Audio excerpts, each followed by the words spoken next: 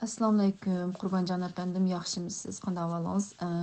Savol so'rab sizga bayatdan beri vaqtim bo'lmay ketdi, endi vaqtim chiqdi. Lekin meningki bu savolingizni Xitoyning qanchalik pul xarjlaydiganligi to'g'risida menda bir aniq dokument yoki ma'lumot yo'q. Agar siz shundaq bir materialni ko'rgandan saqlab olgan bo'lsangiz, menga bersangiz bek xush bo'lgan bo'lardim. İkincisi muşu pulun küçüğü bulatamdı. Elbette buladı. Hazırgıça 80 parça olup çeşilip yürüşümüz. Bu pulun küçüğü hazırlamamız. Şu Xitay besip kirgen vaqtadan tatıp buladı. Nima bizni besip algandan tatıp bu bizga xaşlagan bununla qaratgan, yani bizning içimizni qalamgan qilib ishga qaratgan qilgan kuchi cho'qim bak cho'ng deb o'ylayman Xitoyniki. Albatta buning kuchi bo'lmagan bo'lsa, biz hozirgacha bundaq 80 parcha bo'lib chechilib yurmaydi. Chunki Xitoyniki tashqi dunyoga bo'lib diasporaga qaratgan diplomasiyasida o'zining strategiyasida bu o'quvchilarni tarbiyalab chiqarib ishbiyonlik qildi. Ishbiyonlik qilamiz shu Xitoyning ideologiyasini taqtishga, Xitoy tarafda turishga salutda mush yaqinda 2017 Xitoy nima Xi Jinping so'zildi. Xi Jinping so'zlab bizning o'quvchilarimiz chet elda ko'riklik rol o'ynab Xitoy davlatiningki bir go'zal tarafini tiklash kerak, ko'zitish kerak boshqalarga. Bir balvoq bir yo'l projektimizni g'albalik o'rinlashimiz uchun Xitoy konsullari va Xitoy ambassadorlari bilan yaqin o'tib bununla kuch chiqarish kerak debchi, shuni promote qilib shunda nima qilish kerak dedi. Shunga Xitoy o'quvchilar qarasangiz, shunda biz bir ko'k bayroqni ko'tarib chiqib bo'lguncha bular chiqib bo'ldi. Xitoyni qarlaydigan hech qanday gapga yo'l qo'ymay, hamma nimda Xitoyni oqlab qildi. Chunki ularning o'qish pulini ko'tardi, Xitoy o'qitdi ularni. Nurg'un benefitlarni, ya'ni foydalarni beradi-da, ashta qilib setib oladi. Undan biznes odamlarini bundaq Xitoy tarbiyalab o'qitgan o'quvchilar bizning ichimizdami bor.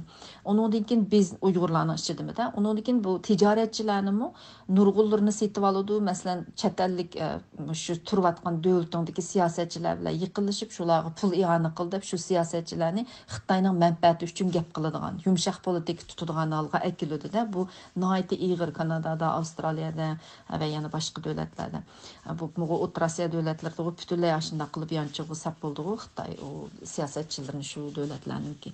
Aşında qilish orqali ishiltidi hamdi. Undan keyin bularni ko'rishtiradigan, siyosatchilarni ko'rishtiradigan rasmiy konsulning ichida, Xitoy konsulning ichiga kirib ko'rishamangan keyin Xitoy yo'l ichib oshxonalarni ichib turdi. Bundan deganim hamma Uyg'ur oshxonasi Xitoy uchun ishlaydi deganim emas. Buning ichida aniqlam Uyg'ur oshxonalari bor. Chunki Uyg'ur oshxonalari bizni qirg'inchilik qilayotgan bo'lgan keyin bu Xitoyning bu shu davlatningki diqqatini tatmaydi. Turayotgan davlatning diqqatini tatmaydi. Hamda Xitoy oshxonasida Xitoy konsulining odamlari kelib bir maxfiy mitinglarni başqa ko'rishmalarni shu yerdagi o'zining belgilab qo'ygan ishbiyonlari arasida sevadigan, shu xalqlarning ichiga sevadigan ishbiyonlar bilan ko'rishadigan ishlar bo'lsa, u yerda u diqqat chekadi degan gap. Shunga agar Uyg'urning restorani bo'lsa, Uyg'ur biz Xitoy bilan problemimiz, masalamiz bor millat bo'lgandan keyin, bu yerda Xitoylar bunday qilmaydi deb ancha bek jiq davlatlarningki diqqatini chekmasligi mumkin. Shunga bizga bexatarlik deb o'ylash mumkin Xitoy. Aniqlam unda bo'lgandan keyin Uyg'ur oshxonalaridan foydalanadi, balki ba'zi Uyg'ur oshxonalarga hammasini deganim emas, mablag' silib Xitoy o'zininki shunda ko'rishmalarini qiladigan, olib boradigan faoliyatlarni olib boradigan ishlarga foydalanish mumkin. Undan keyin bu Xitoy bu savdo odamlarini emas, akademiklarni, scientist, ya'ni olimlarni setib olib, bilim odamlarini ularni texnik o'g'irlatqizdi. Bu Kanadadami bo'ldi, texnik o'g'irlatqizdi, Amerikadami bo'ldi, tutdi natisi xabarlarni ko'rdinglar qachon. Ammo shu ishlarni qiladi hamdichi, bu Xitoyning davomli qilib kelayotgan hammamiz bildigan ishlari.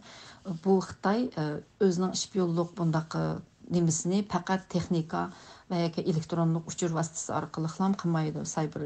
Cyber attack deganlar bilan. Uning bilan emas, shu insonni bir odamlarni setib olish orqali ham bek bu Xitoyniki bunda bir odam setib olib to'rlashtirib etishi bek nima? Bek mashhur hozir dunyoda boshqa yana ishbiyonliklari qaraganda. Chunki masalan bizning Uyg'urlarga ib berayotgan Xitoyningki bu siyosatiga qarasaqmi, faqat bu Xitoy elektronik hujum qilib, e-maillarimiz orqali, WhatsApp orqali, Zoom meetinglar orqali uchur o'g'irlab qolmay, bularning hammasi Xitoyning qo'li bor texnikalar. Undan keyin Xitoyning applari orqali, Facebook, social medialar orqali uchur o'g'irlab qolmay, adam setib oladi. Bir Uyg'urni mishada turib emas, shu Xitoyda turib setib olaydi. Chunki u United Front bilan, ya'ni birlik sap bor Xitoyning, shu asosan olib borib emasmi bu ishlarni. Shuning bilan qilayotgan ish bo'lgandan keyin u asos qatlamlar bevosita birlik sapga qaraydi United Frontga. U asos qatlamlar berib har bir mahallada kimning bolasi yoki tuqquni chet elda nima ish qilyotdi, uni oilasi orqali uqib, oilasi orqali besim qilib miyadik bolalarga yo og'zingni yumsa, Xitoy to'g'risida yomon gap qilmaysa, Xitoy to'g'risida hech narsani post qilmaysa, chaplamaysa, sosyal medyada Xitoyning obro'yini tushiradigan gaplarni chaplamaysa, u to'g'ri bo'lgan ishni oilandagi ishga guvohlik bermaysa, hech narsani yozmaysa, bo'lsa yolg'on akkaunt bilan kirib bizni maqtab yozsangmi bo'ldi degandek gaplarni qilib, undan keyin hech qanday Uyg'ur kommunitilarning, tashkilotlarning ishlariga yaqin kelmaysa, uzoq tursa, og'zini yumsada, undaqcha aytganda qo'llashni yo'q qilib o'tish. Diasporaga harakat xalq bo'lmasa bo'lmaydigan narsa shu. Ozlik etib tashkilot o'ziga o'zi qilayotgandek qilib qo'yishchi, to'rt adam qilayotgandek qilib qo'yish maqsad. Ashta qilib bularga bisim qildi. Shunga nurg'un Uyg'urlarningki nayti ko'p napustiki Uyg'urlar bo'lsinmi, masalan, bir namoyish qilsa aram bir 50 odamning kelishi, bir ish bo'lsa aram bir 100 odamning kelishi, qolganlarning bulun-bulunlarda choy to'y desa yugurib berib boshqa ishga yaqin kelmay yashashi, oshningdan Xitoy bisim qildi bularga. Bu bisim qilish shu amaliyotda Xitoyning bu bisimni qabul qilganlikmi, Xitoyning foydasi xizmat qilganlik. Chunki Xitoyning maqsadi shu. Jim qilib etishda bizning harakatlarimizni. Shunda jimib qilishga Uyg'urlarning ishininki has qo'shqanlik, u bulon-bulonda jim yurganlikmi. Undan keyin uningdan eshib berib ishbiyonlik qilg'izdi. Sen palonchi bek harakat qilib ketib bordi, palon tashkilotning ichiga kirib, pustanchining oqisiga tushish, uningki kasalmi, og'riqmi, nima shaxsiy uchurlarni bizga o'g'irlab bersa, tep bersa, iqtisod nadin keladi, kirim nadin oladi, degandek butun uchurni bizga tap bersa, rasmga tortib avatsa, bolalarni rasm tortib avatsa degandek shundan nurg'un uchurlarni Xitoy adam setilish orqali, pul berish orqali, ularning oilalariga, vatandagi oilalarga bisim qilish orqali bu uchurni apamsan seni ota-onangni aqilma, ko'p qilma, sog'monchilik pul berma, ma'ni qilsa deb turib, bularni Uyg'urlarning nurg'unini setib oladi va bunday ishlarni qilg'izadi. Albatta bu faqat tashkilotlardan kuchini ko'rsatmaydi. Har bir mushu Uyg'ur diasporasiga har bir Uyg'urninki harakat qilishida kuchini ko'rsatadi bu Xitoyning qilayotgan xashlagan pulida. Uyg'urlarning bir yerga kelishida kuchini ko'rsatadi. Shu Uyg'urlarning bir yerga kelishimi nihoyatda tez bo'ladi. Ya'ni jamoatning, ya'ni ko'pchilik diasporasiga Uyg'ur xalqining Sharq Turkistonlikninki Uyg'ur davosini, ya'ni Uyg'ur Sharq Turkiston xalqining kurashini qo'llashi taslishib ketibdi. Chunki bu pul, bu Xitoy xashlagan va bu Xitoy sog'an mablag' va bisim kuchini ko'rsatganligi uchun. Buningdan boshqa qaysi tashkilotlarga kuchini ko'rsatyapti debsiz? Mencha hamma tashkilotga kuchini ko'rsatadi. Xitoyga qarshi bo'lgan tashkilotning hammasiga Xitoy aniq ishpiyon soladi, yig'inlarini anglaydi, adam sanmasini Zoom boshqa elektronik ochilgan yig'inlardan anglaydi. Undaq elektronik ochmay bevosita ochgan yig'inlarning hammasiga ishpiyon avatadi. Odatdagi bir yig'inlarni assaqmi ishpiyonlarni avatadi. Masalan, bizning Kanadada o'tgan yili, yana bir yil nima shu Cumhuriyet kunimizni qilganda ochiq oshkorli ishga Xitoyni avatdi, men jurnalist bilan biz tutib oldik, qo'g'lab ketkizib.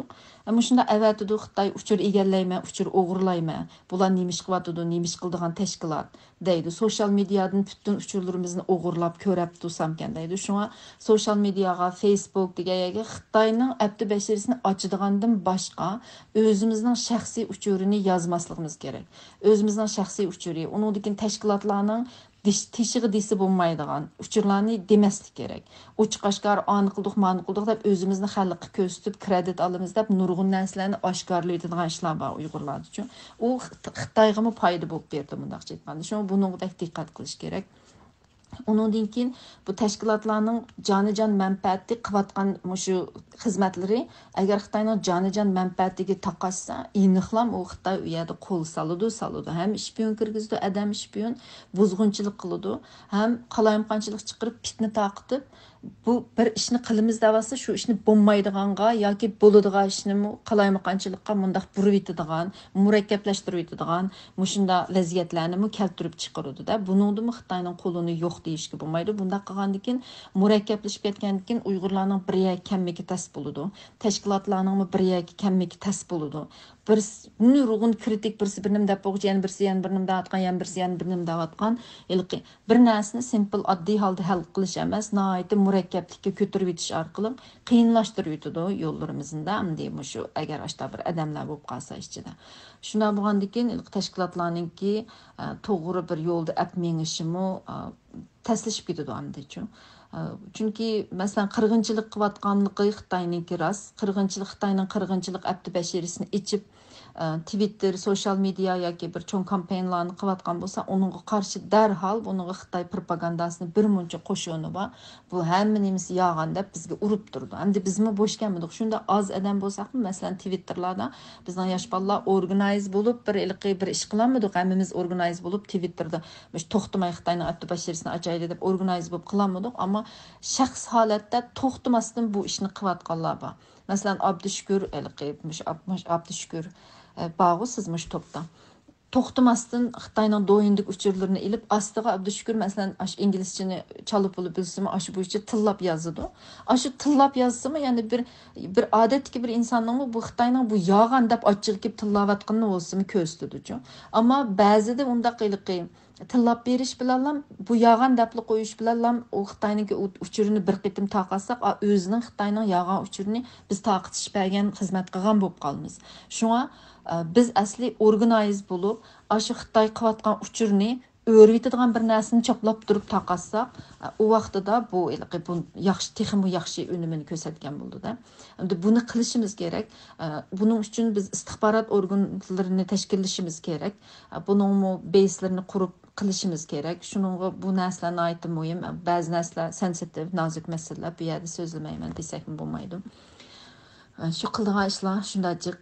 Undan keyin tashkilotlar bu masalan bir yig'inlarni ichayotgan yoki bir muhim masalalarni degan bir ishlarni qilayotgan bo'lsa, Xitoy uni bilib qolsa, demak uningga zarba berib baya deganimdek buni qilmaydigan, qilolmaydigan yoki qismi yumshoq shaklda burib etadigan qildi. Balki Xitoy maslahatchilarni silishi mumkin tashkilotning ichiga ishonadigancha. O tashkilot ishinib, o maslahatchilarning gapini anglishi mumkin. O maslahatchilarning degini bo'yicha ish tutadi. Amaliyotda qarasa, Sharq Turkiston manfaatiga foydaliqda Xitoyni tilayotgandek bir yerdan qarasa, o bizga nima deymiz, bizning vaqt kelganda cho'nqurroq o'ylasa, bizga ziyonliqda u davatgan gap amaliyotda bizga ziyonliq bo'lib chiqadi. Bunun nurg'un misollar bor beshimizdan kechirgan, ammo men bu yerda demayman, ya'ni konu hamanını soruşunun acıtı yok. Vaqti kelganda bek zörür bo'lsa ko'tarib chiqsaq ham bo'ldi. Masalan, hayron qolasiz ba'zi vaqtda ba'zi tashkilotlarningki, yo'q bundaq desak qandaq bo'ladi deb qolsizda, yo'q mushundaq deymiz.